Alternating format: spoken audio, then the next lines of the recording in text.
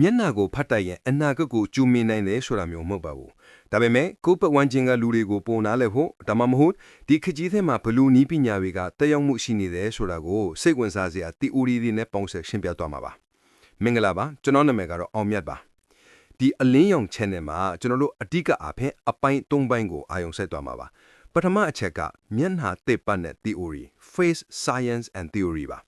မျက်နှာတိဆောက်ပုံခန္ဓာကိုယ်ဘာသာစကားနဲ့စိတ်ပညာဆိုင်ရာအယူဆတွေကိုသိပ္ပံနည်းကြလေးနက်တဲ့ရှုထောင့်ကနေရှင်းပြပေးသွားမှာပါ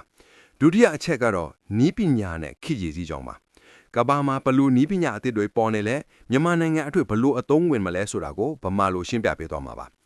တတိယအချက်ကတော့ဒီသိပ္ပံနဲ့နီးပညာနှစ်ခုကိုပေါင်းပြီးလူမှုရေးနယ်ပယ်မှာဘလို့တက်ရောက်မှုရှိနေလဲဆိုတဲ့တွေးစရာ theory တွေကိုတင်ဆက်ပေးသွားမှာပါ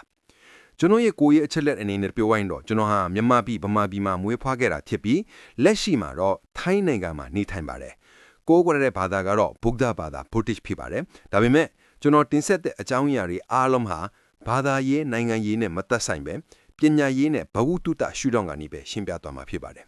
ဒါကြောင့်မြန်မာပရိသတ်တွေအတွက်တန်ဖိုးရှိတဲ့အသိပညာဗီဒီယိုတွေကိုအမြဲတင်ဆက်ပေးဖို့ကတိပေးပါတယ်